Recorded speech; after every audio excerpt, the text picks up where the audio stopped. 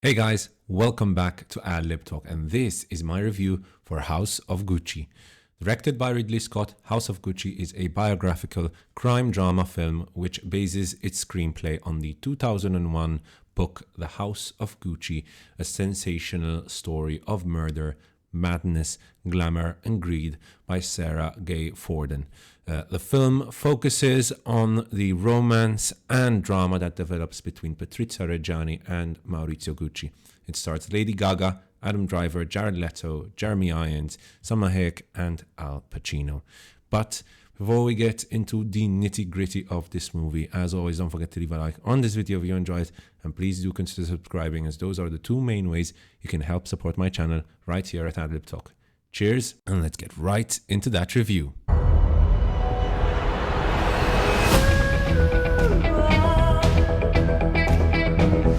So the movie starts in 1978 with Patrizia Reggiani working in her father's trucking firm and living the life of a socialite. At a party, Patrizia meets Maurizio Gucci, who is currently studying to become a lawyer. He's also one of the heirs of the Gucci firm, with one of its owners being his father, Rodolfo. Their meeting in that party kind of starts this romance that quickly develops into a relationship between the young couple. However, things quickly start to become complicated, with Rodolfo adamant that Patrizia wanted his son only for his money, and thus if Maurizio married Patrizia, he would disinherit him. Maurizio, however, is determined to continue his relationship with Patrizia, and so marries her and starts to work at the Reggiani trucking company.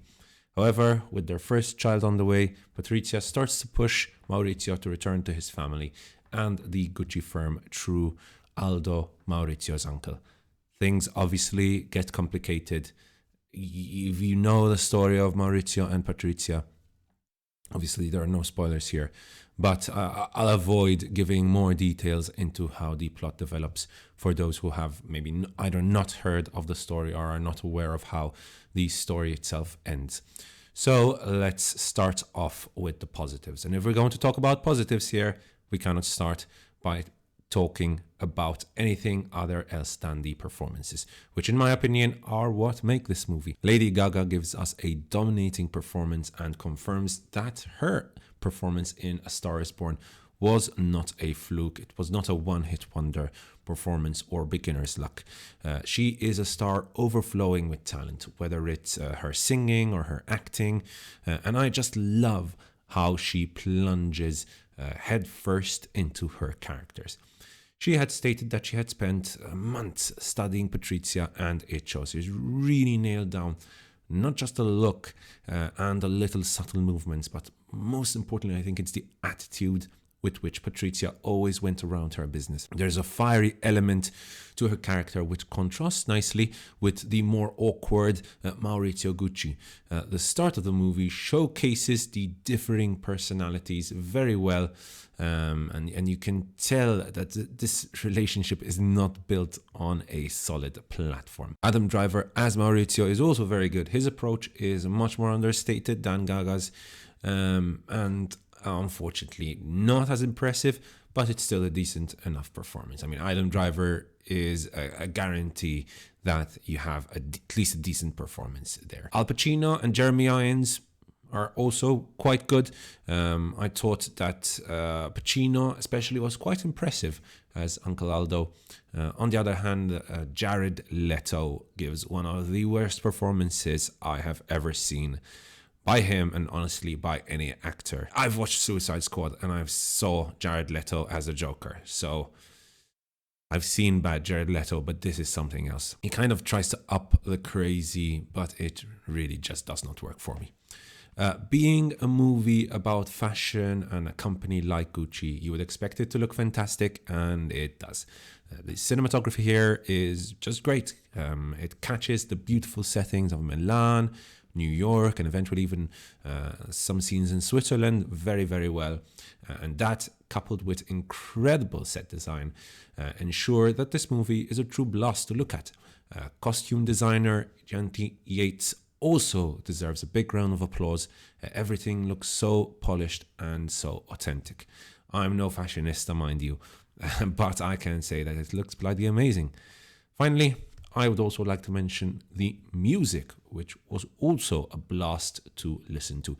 Some of the songs were a little too light for the topic in discussion here, but overall it added to the fun vibes the movie seemed to be going for, and it most of the time works. Now on to the negatives. First of all, I must say that with all these great performances and with just how great it looked, the movie just seemed to fail to ever make the story feels somewhat personal. And yes, I will admit that's hard and almost impossible with these like larger than life characters like Maurizio and Patrizia. Still, I feel like something went wrong with the adaptation from book to screenplay. There is too much here, and the movie is far too long. I feel like many of the scenes could have been cut out, and we should simply have focused exclusively on Driver and Gaga as the infamous couple. And that could have saved us from the train wreck of a performance by Jared Leto, whose attempts to be funny and crazy simply destroyed the movie tonally, in my opinion. And this leads me to the movie's main issue. Was this a comedy? Was this a parody? Was this a serious approach to the topic? It really does feel like a mixture of several tones. We start off with this kind of satirical tone that feels like it fits for what is being displayed on screen at that point in time. But at the back of my head, I was always wondering, like, what would happen once the movie reaches its inevitable climax. But in the process, the movie lingers far too long on the kind of like small intrigues going on in the family, which completely destroy any momentum it had managed to pick up in the opening part, which is very, very good. It instead kind of turns into a biography with lots and lots of information being delivered here, making it almost tedious at times. At the end of the day, it feels like Ridley Scott was kind of caught between two movies. Should this be a biographical take of the story or more of a satirical take? Unfortunately, he never chose, and we got a mixture of both. The movie is also far too long for its own good, but is still somewhat saved by an incredible performance by Lady Gaga and just how good it all looks. In conclusion, I feel House of Gucci deserves a 3 out of 5 and my recommendation, but be prepared for a long, sometimes arduous movie which might bore certain audiences. Thank you so much for watching, guys. I hope you enjoyed that review. And if you did, as always, don't forget to leave a like on this video and please do consider subscribing. Cheers, and I'll see you guys next time right here on Adlib Talk.